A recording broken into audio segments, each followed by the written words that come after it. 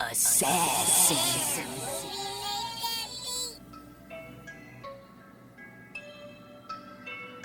You know I break necks, call me Jack Tate. I have no regrets while your life is fading. I'm a crazy fuck equivalent to Satan. When I'm behind the mic, I feel like the greatest. You know I break necks, call me Jack Tate. I have no regrets while your life is fading.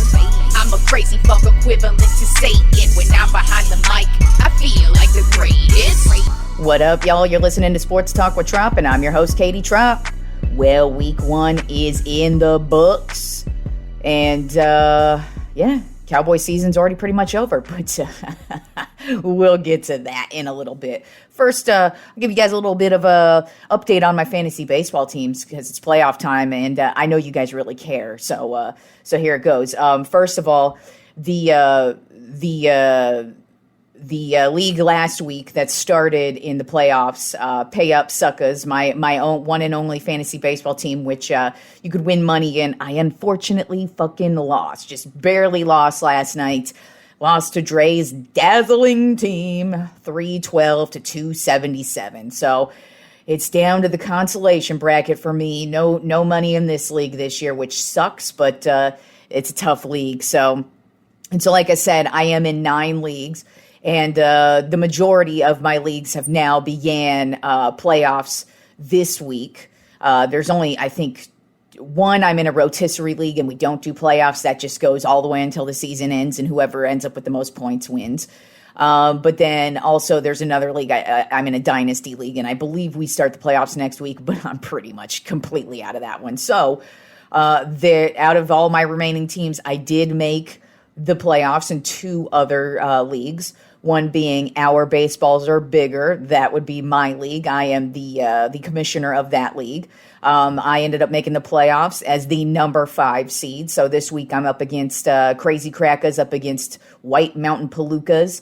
And he's a damn good fantasy player, man. He's in all of my leagues, fantasy, football, baseball, and basketball. And he's always kicking ass. So we'll see how I do against Palookas this week. And then also in another one of my leagues, which is called MLB Team Keeper, I am the New York Yankees in this league as the number 4 seed. And I'm up against the 1929 A's as the number 5 seed. And basically this league, the way we do it is you pick a team. And so I'm the Yankees. And I think that I'm in 2 leagues like this. One, I'm the San Francisco Giants, and I got completely demolished this year. I ended up at the bottom. I think there's 12 teams in the league, and I think I finished in 10th place. So yeah, I wasn't going anywhere in that one. But that league, you have to keep 8 players from your team. So in that league, it's San Francisco Giants have to keep 8 players, and then from the Giants roster, and you always have to keep 8 Giants rosters. Or 8 Giants players on your roster the entire season. And then so it's the same with, and then we have a couple other keepers that you keep as well. I think it's 3 in that league. And then in this league that I made the playoffs in is the Yankees. You have to keep 9 players from your team. So I have to have 9 Yankees on my team at all times throughout the entire season. And then we keep 2 other keepers from other teams, whoever you want. And so this league I'm kicking ass because I have all the good Yankees, of course. And so hopefully, I've pretty much been in the top 5 all season long in this league. So I'm going to be pretty pissed off if I actually lose this one because I've been dominating this league for the most part. Now it is full of really competitive motherfuckers, so I wouldn't be shocked if I lose. But hey, I'm the Yankees, so I got a good squad. So we'll see if I pull through this week in my 2 remaining playoff teams. All right, so let's get to week 1 of the NFL. First of all, of course, since yesterday was 9/11, I had to get raped to death with the national anthem on every single fucking game I watched yesterday. So hopefully that's the last I have to hear of that annoyance until playoff time or the Super Bowls, because I'm so fucking over that shit. If you can't tell, it's really basically been the theme of my show, and it's going to continue to be the theme of my show as long as you keep shoving that goddamn idiotic, annoying fucking song in my face. And no, I don't care if it's 9/11. I don't need any of your fake patriotic bullshit. Believe me, this country's more divided than ever. So I'm not going to act like all of y'all give a shit about each other and are singing Kumbaya and or waving your American flags with each other. You were probably punching each other and getting mad at each other because you had differences in political views or something stupid like that. So anyways, outside of being raped to death with the national anthem and, and that Cowboys game. But other than that, it was actually a very great week of football, or weekend of football. We had a lot of crazy games. It's week one, and since a lot of players, the preseason's basically a wash now. The starters barely ever play, and you can now tell usually the first month of football is very sloppy, especially offensively. Usually the defenses look really good the first month, and the offenses look really shaky, especially the offensive lines and the quarterbacks. And it showed yesterday. So let's start off with, I'd say probably the best game of the day yesterday was between the Pittsburgh Steelers and the Cincinnati Bengals. The Steelers ended up getting the win in overtime, 23-20. And it was crazy because, I expected the Steelers to be a very shitty team this season. I still expect them to be a very shitty team this season. But this is a division matchup. Division matchups are always different. And crazy stuff always happens. It doesn't matter who's the better team or if the other team is just crap. It's always a toss-up in a division battle. And that's what happened yesterday is the Steelers just ended up mauling Joe Burrow. He had 4 interceptions in the first half. That's the first time in his entire career from college to high school. He has never had 4 interceptions in one game. And in this game, he had 4 interceptions in the first half. Minka Fitzpatrick had a huge interception. TJ Watt had a huge interception. He had some sacks as well. Unfortunately, TJ Watt, it looks like he tore his pectoral muscle. He was, it was actually close to the end of the game. I believe it was in overtime. He made a huge play and comes running off of the field, and you can even say, holding this pec, saying, "I tore my pec." And usually that's season ending. Right now, the news is that surgery is recommended. He's going to get a second and a third opinion. It's possible surgery may not be necessary, but if he ends up having surgery, unfortunately, it looks like TJ Watt, the reigning Defensive Player of the Year, may be out the rest of the season, which is a huge blow to this Pittsburgh Steelers team, who definitely needs him. But back to yesterday's game. So it was Pittsburgh domination for the first half. Then the Bengals started to pick it up. They finally were able to get a couple of scores in the third and the fourth quarter. And then they took it to overtime, where it was just literally a battle back and forth between field goal kickers, just missing field goal after field goal. Also, actually, right before overtime, as a matter of fact, the Bengals, they scored a touchdown, 6 points, and then they missed the extra point. Their field goal kicker had a bad day yesterday just because their usual their usual long snapper is actually injured right now, and that showed. So they're definitely going to need to make some improvements there. You know what, though? They're facing the Dallas Cowboys in week 2, so they basically have a bye week coming up. The Bengals actually could have won this game. Had their field goal kicker made the extra point, they would have gone up and won the game. Unfortunately for them, it went into overtime, went back and forth between the field goal kickers. Finally, the Steelers' field goal kicker was able to get a last-second field goal because this game almost ended up in a tie. And that would have given us 2 ties for the weekend. Yeah, I'll get to that stupid-ass tie here in a little bit. So Joe Burrow, he actually didn't have too bad of a day outside of the 4 interceptions. He went 33 for 53 with 338 yards and 2 touchdowns.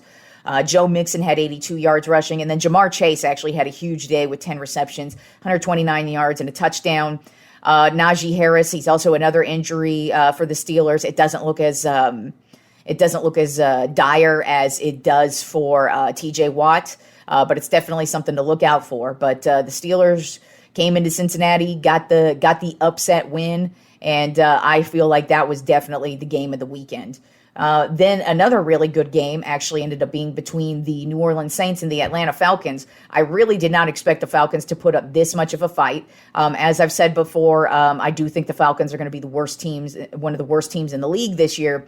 But then again, this is a division battle. Like I just said, division battles are always crazy. And that's what happened here. Basically, the Falcons got off to a really quick start.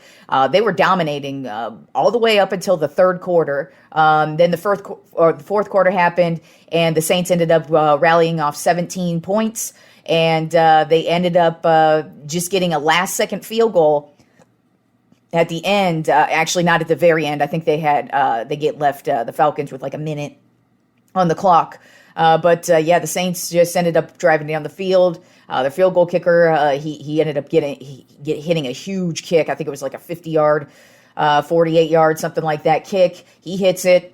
Then the Falcons do get the ball back, but just not enough time for them. And the Saints almost did give it away because the Falcons completed a pass. There was a penalty on the Saints, which gave the Falcons an extra 15 yards and put them in like kind of field goal range. We think it was like a 63-ish yarder. So that is a big deal, but they also have a really good kicker in Young Hoku. So he did miss it because it did get blocked. But I mean, really, if anybody had a leg, it was him. But the Saints did end up getting the win 27-26. Jameis Winston had a big day, 23 for 34, 269 yards and 2 touchdowns. Cordero Patterson, he also had a big day for the Falcons. He had 22 carries for 120 yards and a touchdown. So he is still doing his thing. And then Michael Thomas for the Saints, he has not played in like a year and a half, 2 years. He came out and had 2 touchdowns yesterday.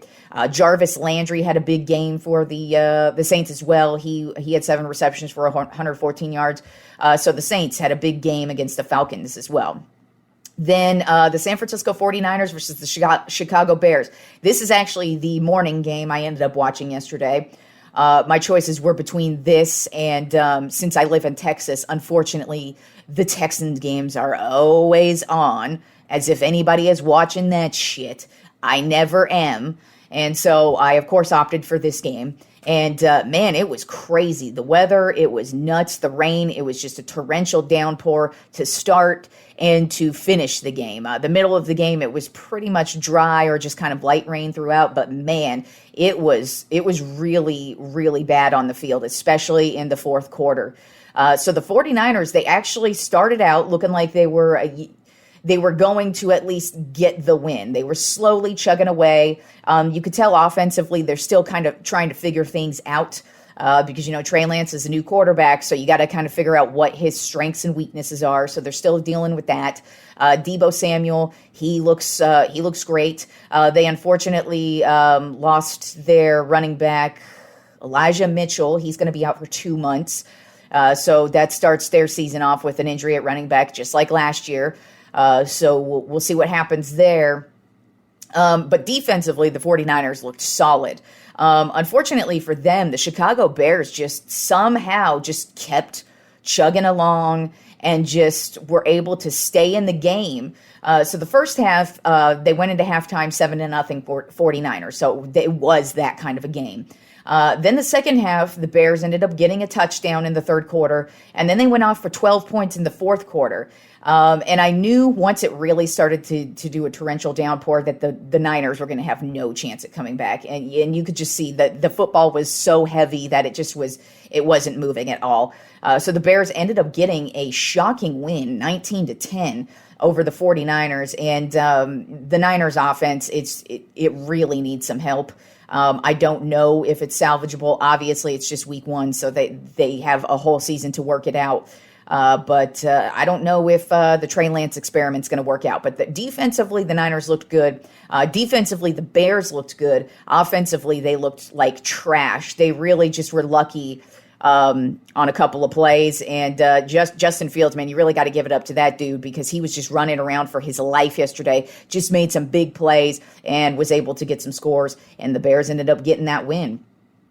Then the Philadelphia Eagles versus the Detroit Lions started out as just absolute domination by the Eagles.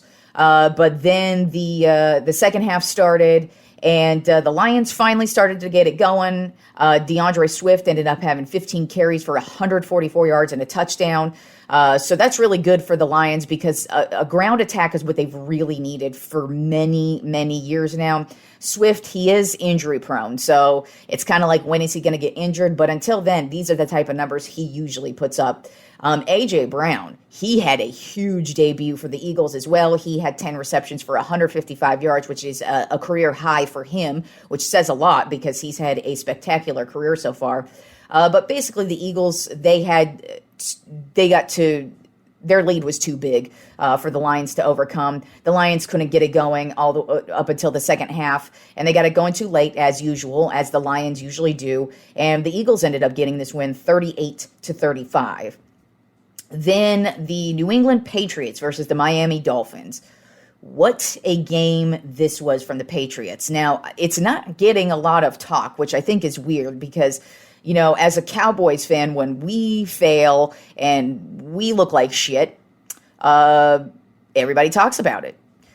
But when the Patriots fail and look like shit, for some reason, we're not really talking about it. As a matter of fact, everybody keeps thinking that Bill Belichick's got the magic touch and is just going to magically snap his fingers and this team's going to be back to normal.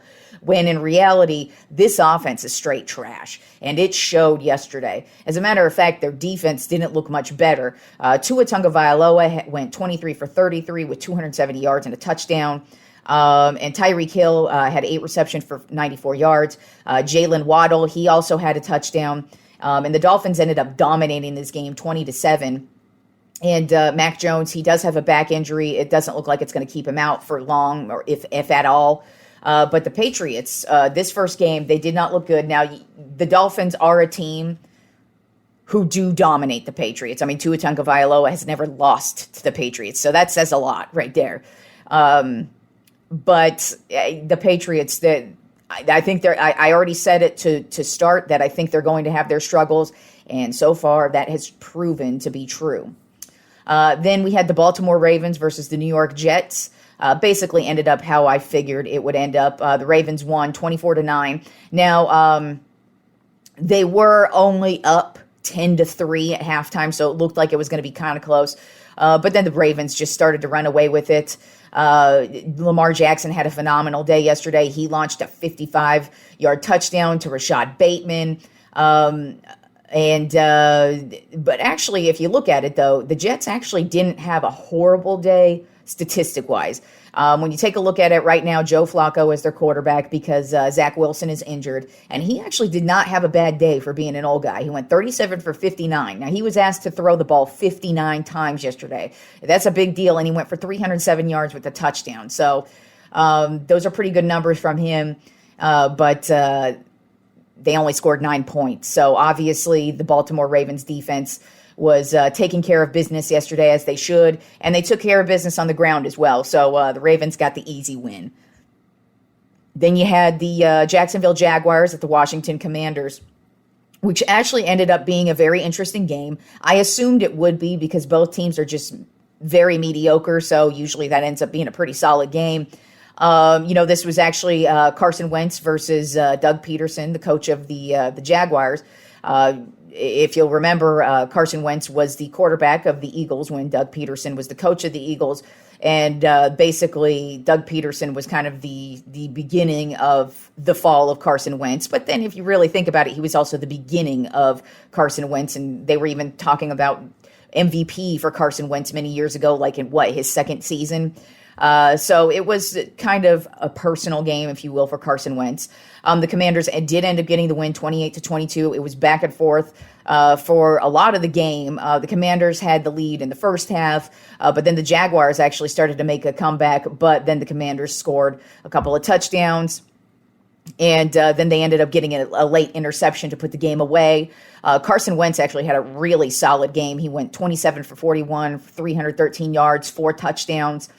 The running back for Jacksonville, Robinson, he had 11 carries, 66 yards, and 1 touchdown. And then Christian Kirk, he had 117 yards. So pretty good showing for Jacksonville. They still have some work to do, but that was a really good game yesterday from both teams. Then we had the Cleveland Browns versus the Carolina Panthers, which was a very, very odd game. I mean, first of all, it started out just with Browns domination, which I don't know how that happened. Just Baker Mayfield, he didn't look good. He was throwing interceptions. The Browns went up 17-7 going into halftime. And so it looked like it was going to be a complete domination by the Browns. But then the Panthers turned it on in the fourth quarter. They wound up scoring 17 points, and they actually took the lead. But unfortunately, their defense gave it up, and Amari Cooper made a huge play and ended up getting the Browns in field goal range. They made a long field goal, 58-yard field goal to be exact, and the Browns ended up walking away with the win 26-24. Baker Mayfield, even though he started out the game horribly, he ended very well. He had a couple touchdowns to end. One was a rushing, one was a passing. He went 16 for 27 for 235 yards and a touchdown. Nick Chubb for the Browns, he had 141 yards on the ground. And then Robbie Anderson with the Panthers had 5 receptions for 102 yards and a touchdown. So, Baker did not get his revenge on the Browns. Then, probably the worst game of the day was between the Indianapolis Colts and the Houston Texans. Now, for me, the reason why this was the worst game of the day is because it ended in a tie, 20-20. Now, for me personally, I don't really have a dislike for many things or rules or anything in the NFL. As a matter of fact, I love the NFL.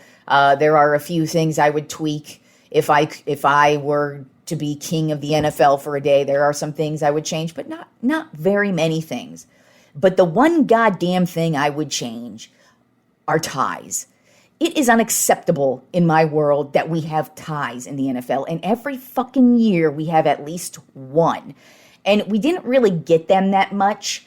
Now, in my opinion, ties are for shitty sports, like soccer. So keep it there. The fact that an NFL game ends in a tie, it just sickens me. Part of the reason why they end in ties a lot more nowadays is because of the crybaby crowd. The crybaby crowd who over the last few years who's been really upset. Who's been really upset over the overtime rules and that so-and-so doesn't get a chance and so it's not fair. And so they continue to adjust all these overtime rules to literally extend overtime all the way until the quarter fucking ends. And we just keep having this back and forth between kickers and missing the kick and missing the kick and missing the kick. And that was basically how the Steelers game almost ended up that way in a tie. So we almost had 2 ties yesterday. That is unacceptable. Ties should not exist in the NFL. And it just pisses me the fuck off. Every time it happens, I just want to punch something. And I don't care whose team it is or who's playing. I never want to see a tie. And it just pisses me off. Like I said, ties are for shitty sports, like soccer. Losers who need to feel good about nothing. Those are people who like ties. I can't stand when I see a game end in a tie. And this game ended in a tie. It doesn't even matter what the fuck happened yesterday. I mean, shit. Jonathan Taylor had one hell of a day. 31 carries for 161 yards and a touchdown. And then Matt Ryan, damn, he actually had a pretty good day too. 32 for 50, 352 yards and a touchdown. Michael Pittman Jr., his wide receiver, had 9 receptions, 121 yards and 1 TD. So the Colts actually had a pretty good day at the end of the day. They started off horribly, but get rid of the tie, NFL. Just get rid of the motherfucking tie. It's annoying. Overtime should go back to sudden death. And I mean literally sudden death. Whoever scores first. And it should go until somebody scores. Because this tie shit is bullshit. Anyways, that is my rant on ties. Hopefully I do not have to do that rant again this year. But there's always a possibility it'll happen. Who the fuck knows? But get rid of the tie. Ties are for soccer. All right, back to real games that did not end in a tie. The New York Giants versus the Tennessee Titans. That was a crazy game, which could have gone into overtime, had the potential to end up in a tie, but it did not. So it started out as the Titans just dominating, as they should. Then all of a sudden, the second half, the New York Giants just stepped it up. And Daniel Jones, he actually looked pretty decent yesterday. And basically, the Titans would take the lead, and then the Giants would come back and tie it up. And then so the Titans finally took the lead again, 20-13. And the Giants drove all the way down the field and ended up scoring the touchdown. And instead of going for the 1-point field goal, new coach Brian Daboll has brass balls and goes for the 2-point conversion, hands the ball off to Saquon Barkley, who had a hell of a day, who scores the 2-point conversion. Giants go on to win 21-20 in Tennessee. Saquon Barkley, speaking of the dude, he has been injured for the last couple of years. He ended up having a phenomenal day, 18 carries for 164 yards and a touchdown. Sterling Shepard had a good day as well, 2 receptions for 71 yards and a touchdown. And actually, Ryan Tannehill didn't have too bad of a day as well. Missing A.J. Brown, he went 20 for 33, 266 yards and 2 touchdowns. So that was a big game for the Giants to win in that fashion as well. Then the afternoon games. This is the game I ended up watching in the afternoon yesterday, was the Green Bay Packers versus the Minnesota Vikings. It was a very uneventful game for the Packers. For the Vikings, on the other hand, man, offensively, and I had a feeling this was going to be the deal with the Vikings this year, is offensively, they are going to be lights out. First of all, Justin Jefferson. He is my pick for offensive player of the year. That was my preseason prediction, is that he was going to be it. And so far, here was his day yesterday. He had 9 receptions for 184 yards and 2 touchdowns. I could not believe how wide open this guy was yesterday. But the Packers need to learn that Justin Jefferson is on the team here. But, I mean, he was just wide open all day long. Kirk Cousins, he had nothing but time for the most part. The Packers' offense sputtered bad. You could tell that their young receivers still need some work, obviously. I mean, that was going to happen. And even Rodgers said it in his post-game press conference. I mean, this is football. It's week 1. This is what was going to happen. You're going to have mistakes. You're going to have drops. And you just got to work it out, and I think they will work it out and get better as the season rolls on. You have to remember last year the Packers got steamrolled in Game 1 against the Saints last year, and then they went on to make the playoffs. So I think the Packers are going to be okay. Kirk Cousins went 23 for 32, 277 yards, 2 touchdowns. Dalvin Cook didn't have too bad of a day. He had 20 carries for 90 yards. And the Vikings walked away with a big win, 23-7 against their division rival, the Green Bay Packers. Then we had the Kansas City Chiefs versus the Arizona Cardinals. And this was just straight domination by Patrick Mahomes and the Kansas City Chiefs. They ended up winning 44-21. They just smashed them. I mean, really, the Cardinals basically only got 14 points in garbage time. Patrick Mahomes threw for 5 touchdowns. 5 touchdowns. He went 30 for 39, only 9 incompletions, 360 yards, 5 touchdowns. The running back, Pacheco, he had 12 carries for 62 yards and a touchdown. Travis Kelce, tight end for the Chiefs, had 8 receptions, 121 yards and a touchdown. So the Chiefs dominated offensively, and the Cardinals, they just looked awful. But I really did expect that from the Cardinals. They really had a drama-filled season, a drama-filled offseason, and it was kind of funny because the coach of the Cardinals, Kingsbury, he kind of called out Kyler Murray during his press conference, basically saying the Cardinals needed some more practice. And if you'll remember, that was kind of a big deal during the contract signing, that the Cardinals kind of put that little notation in there that he needed to have a certain amount of hours of film study during the week. And I kind of feel like that was a little bit of a call out from Kingsbury, that his little quarterback didn't do too much studying this week to help get their team the win. So it was a complete blowout by the Chiefs. And then the last game of the afternoon was the Las Vegas Raiders versus the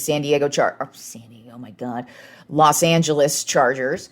I actually almost said Oakland Raiders as well. So, yeah, that's probably going to happen many times, where I just call teams where they used to be from. That's what happens when you watch football for fucking 37 years of your life. But anyways, the Chargers ended up getting the win 24-19. They dominated the majority of the game. The second half, the Raiders did finally start to get it going offensively. Devontae Adams, he really worked himself in. He had 10 receptions for 141 yards and 1 touchdown. But the Chargers, they got the lead. And the Raiders were just never able to come back. But defensively, the Chargers look really fucking good. I mean, offensively, we knew they had it. And Keenan Allen, he got injured. Who knows what's going to how long he's going to be out. He injured his hamstring, so that is a big blow to the Chargers. But other than that, offensively, the Chargers look damn good. But defensively, the Chargers look damn good. So you really got to look out for the Chargers. I mean, Thursday Night Football this week is Kansas City Chiefs versus the Los Angeles Chargers. So that's already a big game right off the bat. So that's going to be interesting. And Derek Carr, he went 22 for 37, 295 yards and 2 touchdowns. And so, yeah, that was the afternoon games. Now let's get to the Sunday night game. That's how we rounded out the week. You know, we had all these really good games during the day. Thursday night football was an excellent game. Well, it was a pretty good game. I wouldn't call it an excellent game, but it was a pretty good game. But then we rounded it out with Sunday night football and my Dallas Cowboys getting demolished by the Tampa Bay Buccaneers 19-3. Now, Tom Brady actually did not have that great of a game. We gave him happy feet. And he really was not making a lot of completions. He did end up with a good stat line, 18 for 27, 212 yards and a touchdown. But it was mostly the Leonard Fournette show last night. He had 21 carries for 127 yards. I mean, he was really carrying the load for them. The Cowboys defense, they actually looked really good. I was really shocked at how well they clamped down on the Buccaneers and were able to force them for field goals. But unfortunately, the Cowboys offense was the worst I have ever seen them in I don't even know how long. But they had no spark. They started out the game. First drive, they actually looked good. I was even joking with my mom, like, oh my God, at least we get this first drive. Well, I'm glad I enjoyed that fucking first drive because that's all we got. I mean, Dak Prescott was just throwing into triple coverage all night. CeeDee Lamb, he had a couple of drops. He had a penalty. The penalties still haven't stopped for the Cowboys. They just looked horrible and they couldn't get anything going. And then on the last drive of the night, Dak Prescott injures his thumb and he had to have surgery today. And he's going to be out 6 to 8 weeks.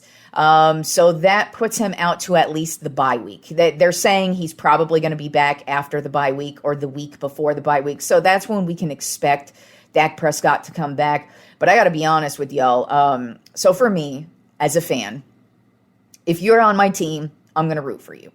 Whether I like you, whether I hate you, whether you used to like LeBron. I have always hated LeBron James. I've always rooted against LeBron James. I've never liked him. I respect him. Don't get me wrong. I have respect for the dude, but I've never liked him.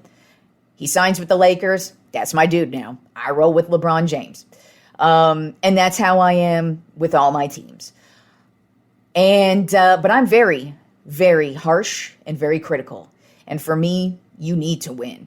And if you don't win, you are a failure in my book. Like, for example, most Cowboys fans actually like Tony Romo a lot. I personally hate Tony Romo. I think Tony Romo sucked as the quarterback of the Cowboys. You know why? Because he never made the playoffs. He never did anything in the postseason. I believe he's made 3 playoff games in his entire career and won 1 against the Detroit Lions, in which it was a very controversial win because there was like a pass interference against the Cowboys that never got called. But I digress. So that's how I am. Like I said, a lot of people love Tony Romo. And he did have some good moments. But he had a lot of major follies, and I've never liked him. So that's kind of where I'm at with Dak Prescott now. I was a huge supporter of the dude. You could tell that he's a great leader. He's smart. He's got a head on his shoulders. He's not a dude who's going to get arrested. He's not going to be doing dumb shit. He's not going to say dumb shit. He knows his role. He knows what he's taking on by being the quarterback of the Dallas Cowboys. He's a great leader. The teammates love him. You can tell that. he's not a bad football player, but he needs a lot of help around him. And so far, especially the last 3 seasons, what has been true for Dak Prescott is that he's injury prone. And now, week 1, he's out for another 6 to 8 weeks. And last night before he got injured, he looked like shit. And I give him a shot. As a matter of fact, I really have hated over the years that people have tried to talk shit about him and say that like he's not that good of a quarterback. I've really tried to be supportive of the dude. But last night was awful. Now, granted, it was week 1, and I was going to give him a couple more weeks. But now that he's injured, he's starting to head down Tony Romo alley for me. I will give him the rest of the season because for me personally, I was giving Dak the rest of the season. This season was it for me. This is how, after last season, I said to myself, if he can't bring us to the promised land, and I mean get to the playoffs and actually like win in the playoffs. I'm not saying you have to win a Super Bowl this year. It has to be eventually. But I would like to just see like a nice dominating regular season with a nice postseason run that could potentially end up in a Super Bowl. And so far, that hasn't happened under Dak Prescott. Not even close. And yes, there are a lot of mitigating factors that go along with it, but unfortunately, he's one of them. And last night was an absolutely atrocious showing from him and that entire offense. I actually feel really bad for our defense because our defense is going to be holding it down all season long. And now, who the hell knows what's going to happen at quarterback? Cooper Rush, he's the dude, at least for week 2. I don't know what they're going to do. I don't know if they're going to make a trade. I don't know if they're going to make a move in free agency. I don't know. I don't think they have many options. So we'll see what happens with the Cowboys. It is week 1, and I hate to say the season's already over, but it's hard to look on the bright side of this season. Our division is awful, but guess what? As of yesterday, we are the only team to not get a win in the division. So we are at the bottom of the barrel currently. Like I said, it's week 1, still a lot of time. Defense is really good. They could gel and maybe have some miracle run towards the second half of the season, but I am definitely not holding my breath for anything that the Cowboys are doing this year. I'll be watching in my my weekly picks, head-to-head picks against Simon. I'm still going to ring true with I'm picking the Cowboys every game. I never pick against my team, no matter how shitty they are, and they're going to be shitty, at least until Dak gets back. And even when he gets back, it's questionable. But I still root for my team, still 100 for my team. But man, that was a disappointing showing from them, especially when we had the game we needed. And guess what? We've still never beat Tom Brady in his entire 955-year-long career. We have never beat Tom Brady, and we still couldn't fucking beat him. And we had him, too. He got sacked a couple of times. He was throwing just horrible passes. He was yelling at his own self last night, and the Cowboys could not take advantage, and they got dominated and looked like trash. So it's going to be a very interesting season if you're a Cowboys fan, and it's going to be a very hilarious season if you're a Cowboys hater. All right, so let's move on to the Monday night game tonight. We have the Denver Broncos at the Seattle Seahawks. Currently, Denver is a 6.5-point favorite. Obviously, we've got Russell Wilson coming back to Seattle. He was just traded in the offseason, and how crazy is it that Game 1, Monday Night Football, he is headed to Seattle. It's going to be interesting to see how the fans react. In my personal opinion, the fans should be cheering him because he brought them a Super Bowl. He took them to 2. Yes, they lost one of them because of him, but don't get it twisted. They won one because of him as well. He gave everything he could to this team. He was the leader of the team. He was their MVP for many years. So the Seattle fans should give him some type of praise, at least applaud him for a little bit. I understand you want to root against the guy because he's on the opposing team, but he should get cheered for by the Seahawks fans. But regardless, I still think Denver's going to get the win. Seattle is a trash can team. They really have nothing good to say about this team. Their quarterback situation's awful. Running back situation's awful. Offensive line is awful. Defense is okay. But Denver is just the all-around better team. And I expect Denver to dominate tonight 42-10. And I will do my NFL Power Rankings on Wednesday. All right, so let's get to college football. And speaking of Wednesday's show, I'm not only going to do power rankings on Wednesdays, but I'm also going to discuss the AP top 25 for college football as well. So I will highlight certain games that happen over the college football weekend, but I won't do a rundown of at least the top 10.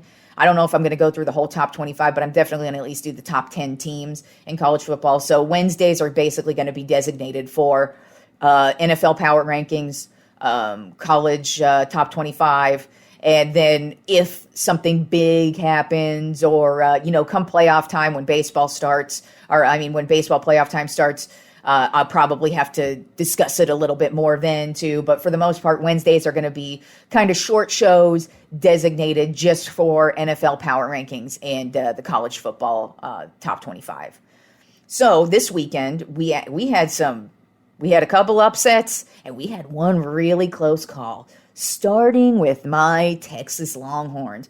Man, I was hoping it was going to be a good game. If you listen to Friday's show, I predicted that it was going to be close in the first half and that Alabama was going to slowly start to run away with it in the second half.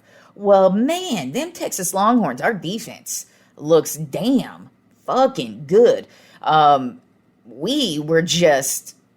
the quarterback for Alabama, he's already a Heisman Trophy frontrunner. Before the season even began, he is a Heisman Trophy frontrunner. So the fact that he had a really bad game against us, that's just great. The defense just dominated. They had a bunch of sacks. They were just locking down all the receivers. They weren't giving him any time until the end, of course. Unfortunately, the Longhorns, we lost Quinn Ewers. He was looking pretty solid until he dropped back to pass, and then he just landed on his shoulder wrong, and he's going to be out a couple of months with I believe a sprained collarbone. So he's going to be out for a little bit. And then the backup, Hudson Card, he came in, and then he injured his quad, I believe. And he was basically just running around on one leg for the most part. And so now we're down to our third-string quarterback, who may be the starter this week. But let's not talk about this week. Let's talk about this last game. So even though Ewers went out pretty early in the game, in the first quarter, I believe, Texas was able to just keep it going. We actually had the lead a couple of times.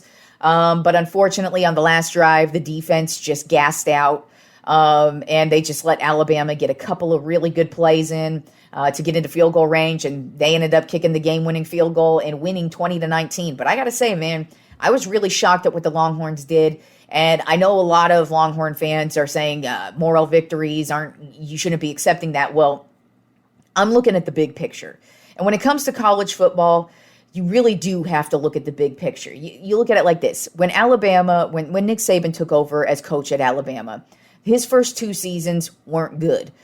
And so usually your first 2 seasons are kind of rocky, and those are rebuilding seasons. And the fact that the Longhorns were able to keep pace with the number 1 team in the country, who's been the number 1 team in the country for years now, to actually hold them to 20 points when they scored 55-0 the game before. Yes, it was only Utah State. But, if you've watched the Longhorns, sometimes you feel like they're not much better than a Utah State. So the fact that we actually played Alabama this well and that we dominated Louisiana Monroe in the first game of the season, I really actually have a positive outlook for the Longhorns' future. And that's why I'm looking at this as a moral victory, because we obviously were able to hang with the big boys, at least for a little bit. And you got to take a look at it like this, too. We're going to the SEC in a couple years, so we're going to be seeing Alabama on the regular. So we got to keep up with them.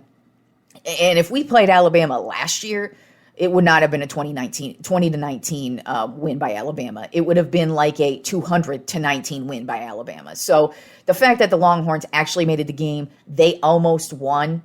To me, it's a victory. And yes, I know a lot of Longhorns fans are like, whoa, that just goes to show how far we've fallen. Yeah, apparently it just took you fucking 15 years to figure that out, because it's been quite some time since the Longhorns have even been good. They lost to Alabama in the national championship in 2010. Okay, so that was 12 years ago. So if you're still holding on to the Colt McCoy years and the Vince Young years, you really need to get a grip and figure out that the Texas Longhorns haven't been good for quite some time. And the fact that we finally have kept up with a legit team, we should actually be happy for the future rather than the present. And that's kind of how I was looking at the Longhorns this season anyways. I was looking at this year as we should be decent. We should beat the teams who are shitty and that we should beat. We should be able to compete with the Alabamas and the Oklahomas. And then hopefully we're going to get a bowl game, a decent bowl game. Maybe we'll even sneak into the college football playoff because if I recall, I haven't looked at the rankings yet, but I'm pretty sure the Longhorns are actually ranked this week at 21. So, I mean, if we're able to get some good wins, and I mean, Texas OU can always go either way. It doesn't matter if either team is ranked. So if the Longhorns are able to keep it up this season, they have the potential to get a pretty solid bowl game this year. And then next year is when you want to cry about moral victories. This year, you kind of want to be like, all right, we can keep pace with an Alabama. Now let's see how the rest of the season goes. Like I said, no Quinn Ewers for a couple of months. So we'll see how it goes. But I was pretty happy with that end result. I was happy that I was able to be cheering for the entire game because I didn't think that was happening this weekend against Alabama. Then let's get to these upsets, starting with the team one of the teams I have doubted since the beginning of when they dropped the preseason college poll, and that is number 8 Notre Dame. They just lost this week to Marshall, 26-21. Their quarterback, he also was injured. He is out for the rest of the season, and Notre Dame is off to an 0-3 start this year, and that's why I was questioning them from the jump. I could not believe they were ranked in the top 10 this year. I believe they were ranked in the top 5 to start, and I just could not believe that because they're a new team. When you get a new coach, you are a new team. Whether they're taking over that old system from the previous coach, this is a new team because it's a new voice. It's a new system. So Notre Dame, it wasn't even a good game either. It wasn't back and forth. It wasn't a last-second win by Marshall. It was mostly a Marshall-dominated game in Notre Dame's house, too. So not a good showing from them. And then Texas A&M, number 6 Texas A&M, lost to Appalachian State. They lost at home as well, 17-14. Yeah, that was a barn burner of the game. Basically, A&M could not get it going offensively at all. Every time they would step out onto the field, Appalachian State would just come out there and dominate. And they didn't even need to score a bunch of points. They just needed their defense to come out and dominate. So Texas A&M took a big loss this weekend as well. All right, now let's get on to the Trop 10 MLB Power Rankings. Starting off with number 1, the Los Angeles Dodgers. 96-43 overall record. Yep. They are only a couple teams. Yeah. Only one other team has reached the 90-win record so far in the league. And the Dodgers are almost at 100. They're the first team this season to clinch a playoff spot. So, yeah, they're dominating. They're 6-4 in their last 10 games. I can't believe they're not 10-0 in their last 10 games. It seems like they never fucking lose at this rate. This past week, they kicked the shit out of the San Diego Padres and my San Francisco Giants.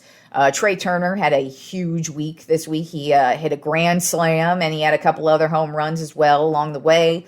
Max Muncy, he had a great week. Mookie Betts continues to have a great season. Freddie Freeman continues to have a great season. They're starting pitching, even though everybody seems to get injured. It seems like whoever they bring up to replace him is just as good. So the fucking Dodgers are number 1. Then at number 2, on my Trop 10 MLB Power Rankings, I have the Atlanta Braves, overall record of 87-53. This past week, they did go on an 8-game winning streak, which unfortunately ended for them. These last 2 games, they lost against the Mariners. But other than that, they were on an 8-game winning streak. This past week, they played the Seattle Mariners and the Oakland A's. Spencer Strider, their rookie pitcher, has just dominated all season long. This dude, in my opinion, is the offensive rookie of the year. He just is striking out motherfuckers like there's no tomorrow, and you really got to watch out for that dude, Max Fried. He is pitching out of his mind as well. So you really got to look out for the Braves, and their bullpen is really, Kenley Jansen. He's kind of been shaky for the last week, but they've been able to just put other guys in because that's how deep their bullpen is. Austin Riley had another great week, and then they have Another guy who's coming out of the woodwork, Michael Harris, who he had a big week where he hit a couple of home runs, made some big plays to get some wins for the Braves this week. Then at number 3 on my Tropp 10 MLB Power Rankings of the Houston Astros, overall record of 90-50. They are the first team in the AL to reach the 90-win plateau, and they are right behind the Dodgers, who have 96 wins. They're 7-3 in their last 10 games. They played the Angels and the Texas Rangers this week. Alex Bregman, man, he has been on fire for about, 2 months now. He hit a grand slam this week. Jordan Alvarez, he's still having a phenomenal season. Kyle Tucker is having a phenomenal season. And Trey Mancini, the guy they traded for halfway through the season, he is also having a dominating season. And I didn't even talk about their starting pitching. I'm just talking about their lineup of batters right now. But their starting pitching is also dominating as well. So the Astros, best team in the AL for sure. Then at number 4, on my Tropp 10 MLB Power Rankings, I have the St. Louis Cardinals, overall record of 83-58, 7-3 in their last 10 games. This past week, they played the Pittsburgh Pirates and the Washington Nationals.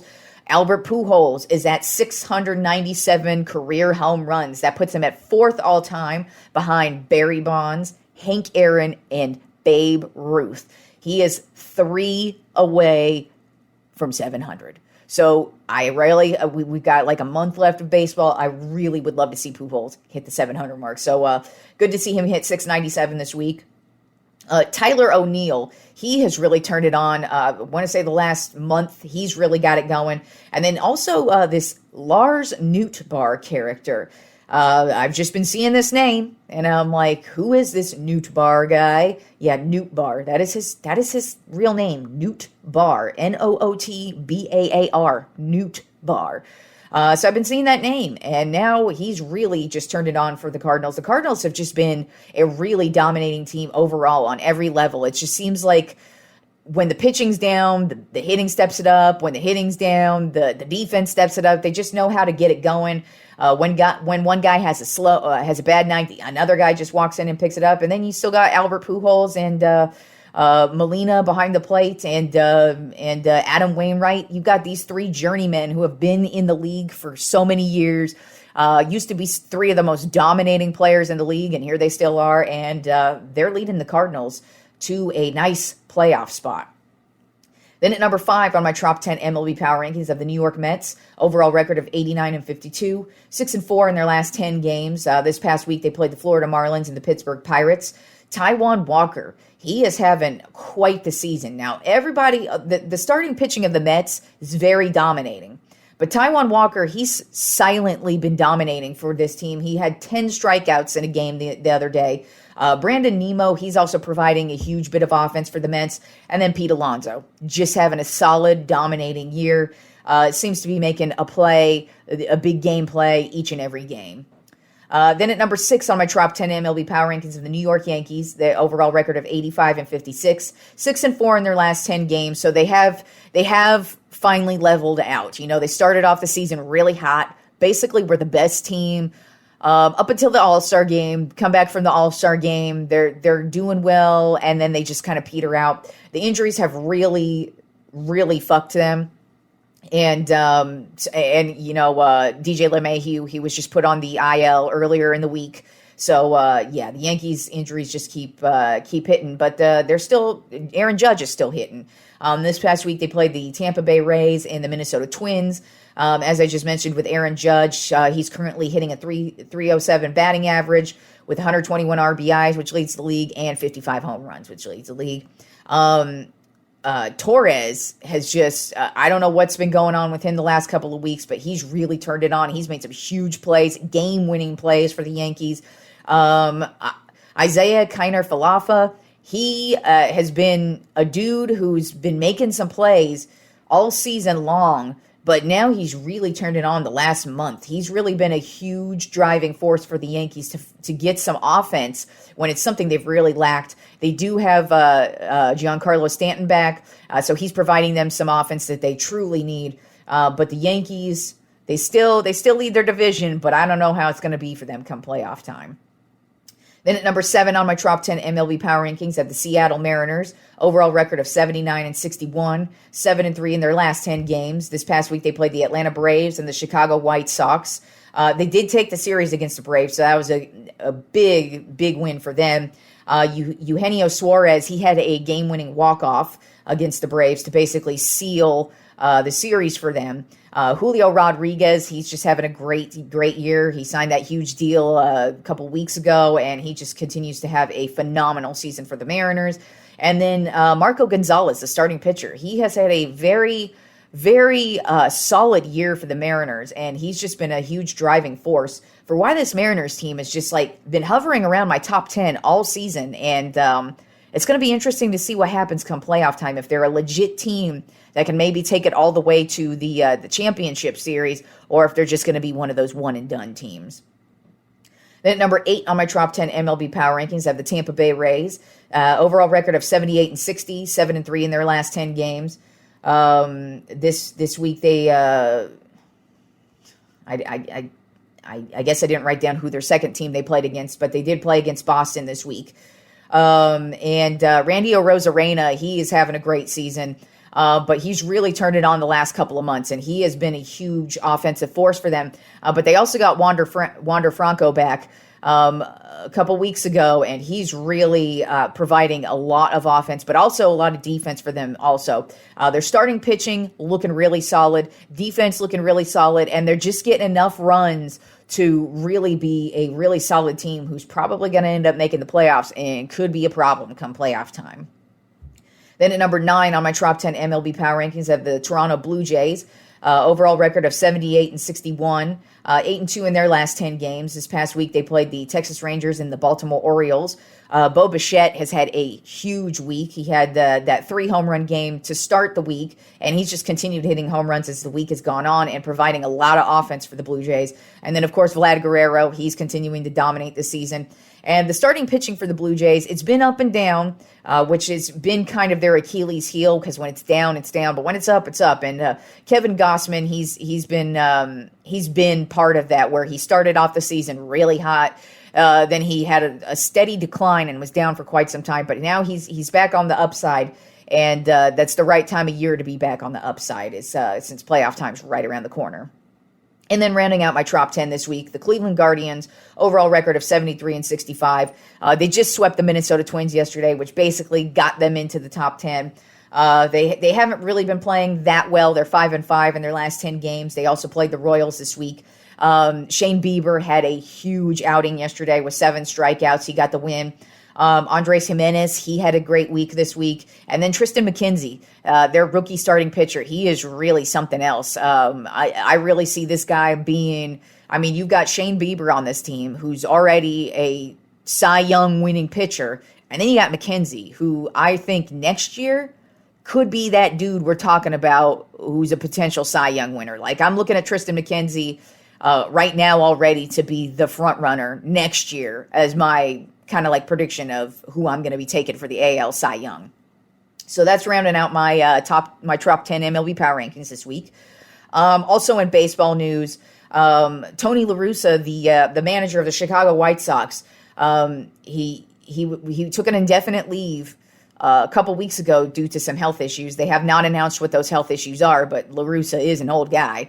He's been in the league for, it feels like, a million years.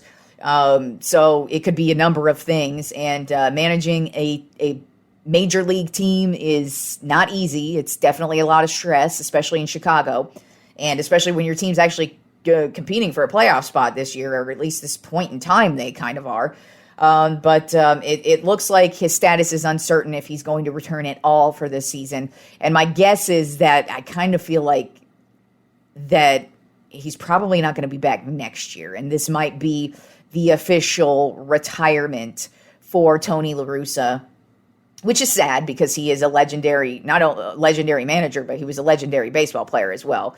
He is a staple of baseball, kind of like Dusty Baker is the manager of the Astros. These are two guys who have been in baseball basically their entire lives. They've really shaped what it's become today. And so to hear that Tony La Russa, he's uncertain for the rest of the season.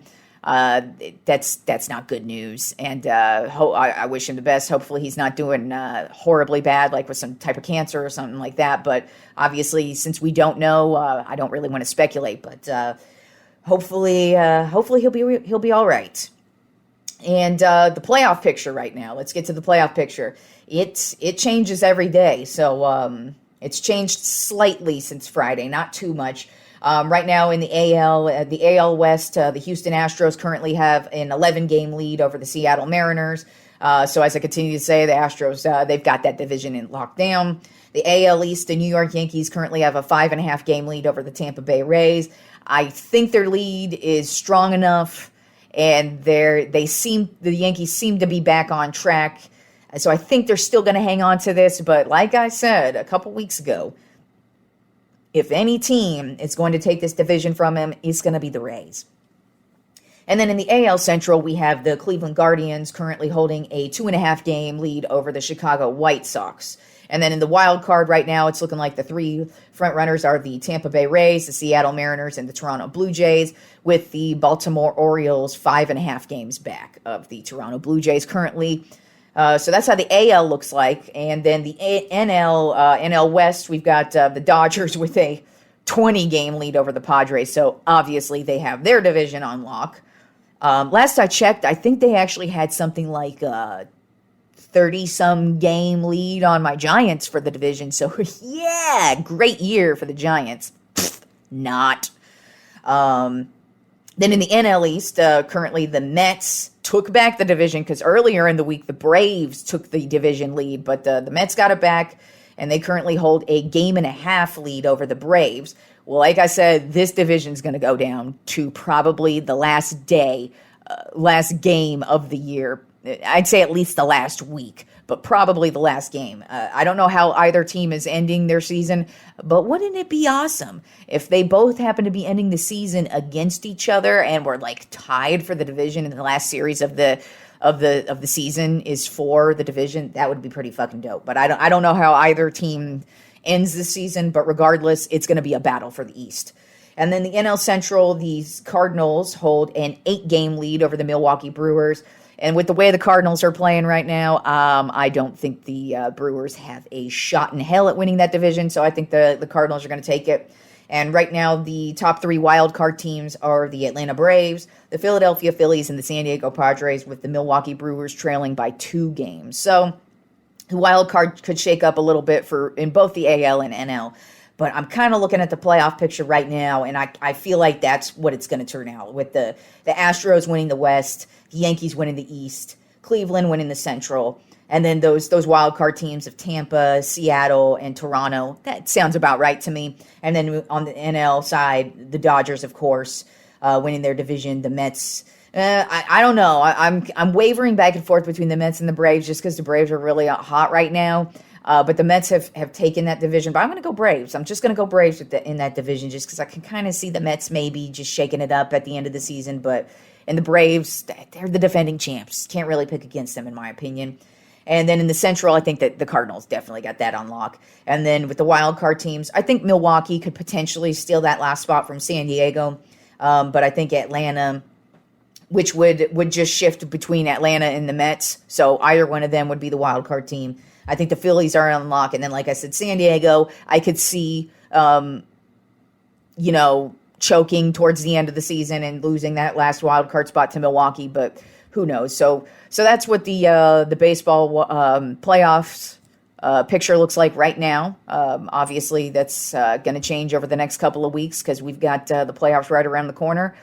But yeah, so that's today's show. Like I said, I will now be doing Wednesday shows where I will be doing NFL Power Rankings and discussing the top AP college teams. So yeah, look forward to Wednesday shows now. So I will talk to you fools on Wednesday.